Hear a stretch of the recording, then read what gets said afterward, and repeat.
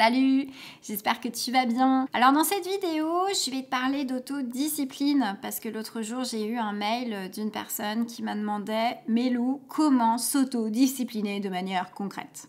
Donc je vais essayer de t'expliquer ici comment devenir une personne disciplinée pour passer à l'action et réaliser tes objectifs parce qu'on se rend compte que souvent on ne sait pas trop par où commencer. Alors déjà la première chose que je vois de manière générale quand je regarde YouTube et je regarde un petit peu ce qui se fait autour de moi, c'est que dès qu'on parle d'autodiscipline, souvent on parle de gestion du temps. On parle beaucoup d'optimisation, de conseils pour faciliter ta vie, mais c'est souvent des conseils qui sont reliés à ton emploi du temps, qui sont reliés à la gestion de tes journées, mais souvent ça s'arrête là. Aujourd'hui, j'ai envie d'aller un petit peu plus profondément dans les choses et essayer de comprendre qu'est-ce qui fait que toi, tu as du mal à passer à l'action et surtout comment remédier à cette problématique pour que ça te change ta life. Déjà, première chose qu'on remarque souvent, c'est qu'il y a plein de choses que tu fais habituellement dans ta vie, que tu fais super bien et que tu vas souvent faire par obligation. Exemple, quand tu bosses par exemple. Quand tu bosses, que tu as ton travail, tu bosses pas forcément que par le plaisir. Tu bosses parce que tu n'as pas forcément le choix. Tu sais que tu es obligé d'aller au travail à un moment donné parce que tu as besoin d'argent. Si tu n'as pas de travail, si tu vas pas au boulot parce que tu n'as pas envie, tu peux perdre ton travail, tu peux perdre ton salaire ou tes revenus, tu peux à ce moment-là ne plus être en mesure de payer tes factures, ne plus pouvoir te nourrir, ne plus nourrir tes enfants, tes proches, perdre ton toit, etc. Donc là, tu vois en fait que quand tu passes à l'action pour aller au boulot, s'il n'y a pas de question de choix, c'est tu le fais parce qu'il y a une question de survie derrière. Donc là, tu sens bien que quand tu fais les choses par obligation, c'est un levier qui est méga puissant pour que tu passes à l'action parce que tu ne te questionnes pas de savoir si demain tu as envie d'aller au boulot, tu y vas, c'est pas du tout un sujet dans ta tête. Donc ça, c'est la première chose, c'est que souvent quand on passe à l'action par obligation, en général, on a un levier derrière qui nous permet alors de pouvoir atteindre notre objectif quel qu'il soit. Après, souvent, quand on a tendance à s'autodiscipliner, on ne fait pas toujours par obligation. On le fait par envie. Sauf que c'est là où c'est un peu compliqué, c'est qu'il faut s'automotiver parce que ça découle aussi de nos choix, ça découle de notre motivation qui parfois est fluctuante et du coup c'est pas toujours évident de se mettre des coups de pied aux fesses pour pouvoir avancer. Tu l'as dû remarquer, et mettons, moi je sais pas, t'as décidé d'aller faire du sport et puis je sais pas, tu t'es lancé à la course à pied, tu t'es dit allez c'est bon j'y vais les premières semaines et tout, et puis il suffit que t'aies un coup dur dans ta vie ou une contrariété et puis t'arrêtes parce que t'as rien vraiment qui te motive. Donc là, tu sens bien que c'est pas un levier puissant. Donc le premier conseil que je peux te donner par rapport à ça, c'est de t'apprendre à transformer une envie, donc de voir quelque chose se réaliser, en obligation. Ça, c'est la première chose. Je te donne un exemple pour que ce soit clair dans ta tête. Et mettons, voilà, comme je disais, tu as envie de te lancer au sport, mais tu sais que tu n'es pas quelqu'un qui arrive trop à te motiver parce qu'il faut te convaincre tous les jours d'aller faire ta course à pied. Si c'est un truc qui est difficile pour toi, par exemple, rien ne t'empêcherait d'aller t'inscrire dans une salle de sport et de faire appel à un entraîneur personnel, à faire appel à un coach. Parce que si tu fais ça, en fait, ça va t'amener dans une contrainte, dans le sens où tu sais que la personne que tu payes, elle va t'attendre. Elle va t'attendre au rendez-vous, tu sais que tu dois être présent dans ta salle de sport à 19h tous les mardis par exemple. Donc ça va t'obliger à rentrer dans l'action et à ce moment-là, tu t'offriras les chances de moins échouer et de moins t'éloigner, on va dire, de ton objectif. Donc ça, c'est intéressant de voir comment on peut transformer l'envie en obligation. À partir du moment où on rentre dans cette obligation, comme je t'expliquais tout à l'heure, ça devient dès lors un levier puissant pour pouvoir avancer. Sauf que c'est bien beau, mais parfois tu te retrouves dans une autodiscipline où il y a juste l'envie, on ne peut pas tout transformer non plus en obligation. Donc que faire par rapport à ça ? La meilleure solution là-dessus, c'est de pouvoir définir les raisons qui te donnent envie de tendre vers ton objectif. Ça, c'est pas un truc qu'on se pose comme question habituellement alors que c'est la base de tout. Je te prends un exemple. Par exemple, tu as envie d'arrêter de fumer. Ok, c'est cool. Je te dis, tu as envie d'arrêter de fumer, tu me dis oui. Si je te dis, est-ce que tu es prêt à arrêter de fumer demain, tu vas me dire, ouais, mais je sais pas en fait. Non, je sais pas si je suis prêt en fait, je sais pas si je suis trop motivée. Pareil pour le sport, si je te dis est-ce que tu es prête à mincir demain, peut-être que tu vas me dire non, je sais pas trop et tout.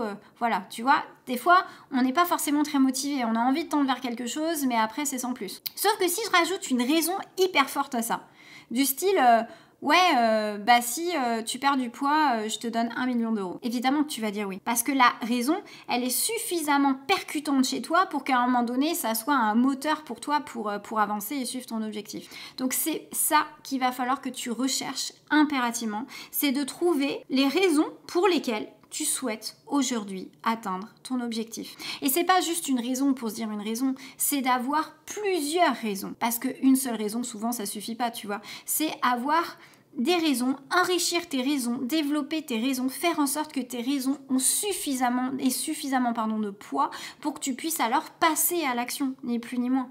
Je te prends un exemple tout bête, j'en sais rien, tu souhaites, alors reprends l'exemple de l'amincissement. Si l'amincissement, tu te dis oui, pourquoi tu souhaites mincir aujourd'hui? Je sais pas, moi c'est pour avoir un corps harmonieux. Oui, ok, mais je suis pas sûre que ce soit suffisant, tu vois, pour te faire mincir, tu vois, ou t'amener au sport. Ça pourrait être plein d'autres raisons, par exemple, ça pourrait être oui, mais si du coup j'ai un corps harmonieux, c'est parce qu'en fait je vais être fière de moi, par exemple.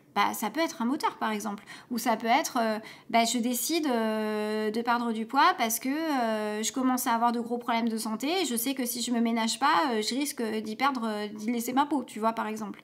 Donc c'est vraiment, vraiment intéressant de se questionner sur toutes les raisons qui t'amènent à vouloir atteindre ton objectif. Parce que derrière ça, tu vas y trouver tes valeurs. En fait, tu vas y trouver le moteur pour que tu puisses te dire « Ah oui, d'accord, je me rappelle de ce pourquoi je fais ça, donc ça me donne une raison tous les jours de me lever et de faire telle ou telle action. » Donc ça, c'est méga, méga important.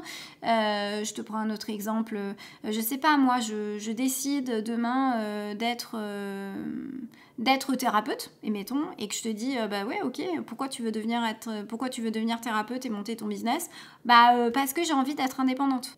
Oui, j'imagine que c'est intéressant, mais encore en fait, pourquoi tu as envie d'être indépendante? Pourquoi tu as envie d'être thérapeute? J'ai envie d'être thérapeute parce que j'ai envie d'aider mon prochain. Ok, pourquoi c'est important pour toi d'aider ton prochain? Parce que je me sens utile en fait tous les jours. Ok, et en quoi c'est important pour toi de te sentir utile? Parce que en fait j'ai l'impression de m'accomplir et de contribuer et de répondre à quelque chose qui est plus large que moi. Donc c'est ça en fait qu'il faut questionner. C'est pourquoi j'ai envie d'atteindre cet objectif. Et quand tu as la réponse, c'est de questionner le pourquoi de la réponse à chaque fois pour creuser et trouver à la fin l'émotion ou le sentiment qui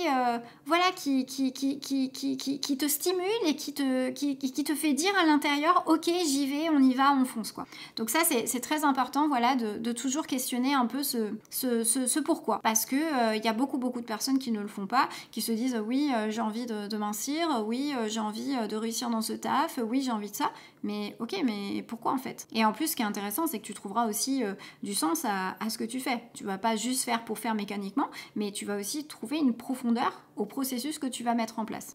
Donc ça, c'était un point en tout cas qui me semblait important à t'évoquer.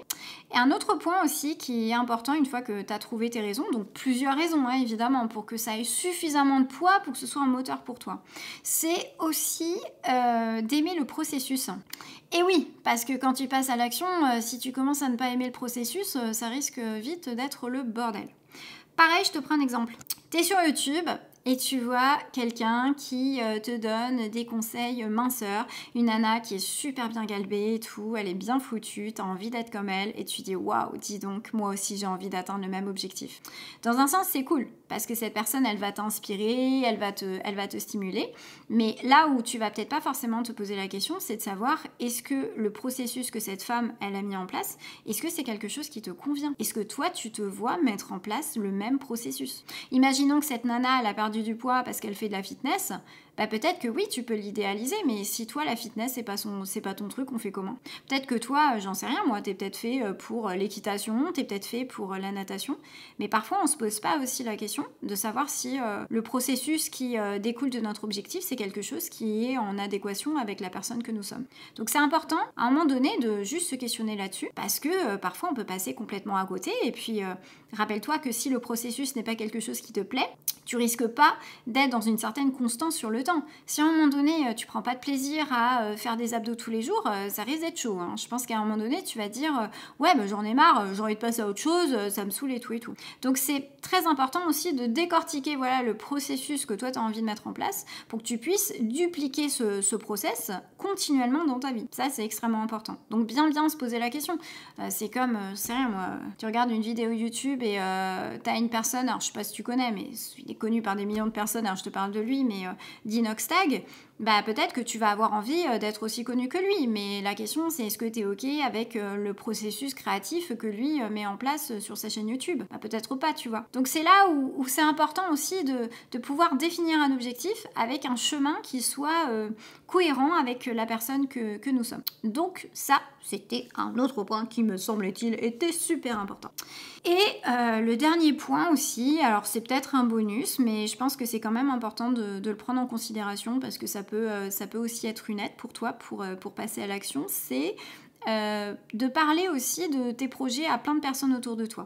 Ça, j'ai remarqué que quand tu as envie de passer à l'action et que tu as un objectif, hein, le fait d'en parler avec plein de personnes, bah, généralement, ça va te mettre une certaine pression, tu vois. Ça va t'obliger aussi à passer à l'action parce que tu sais que bah, à partir du moment où tu commences à le crier haut et fort, bah, il faut que tu assumes derrière, quoi. Il faut que tu gères derrière parce que tu sais qu'il y a le regard des autres qui t'attend.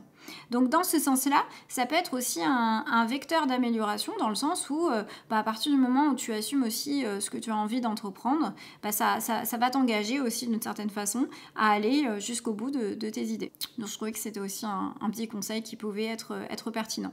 Voilà, donc n'oublie pas, tout ce que je t'ai dit, c'est vraiment soit tu transformes ton envie en obligation, donc comme je disais tout à l'heure, ou sinon d'avoir une envie, mais de bien décortiquer toutes les raisons profondes qu'il y a derrière pour que ça devienne donc un moteur pour te faire avancer et passer à l'action, ou bien sinon d'en parler à plein de personnes autour de toi pour que ça t'engage aussi dans ce processus d'action.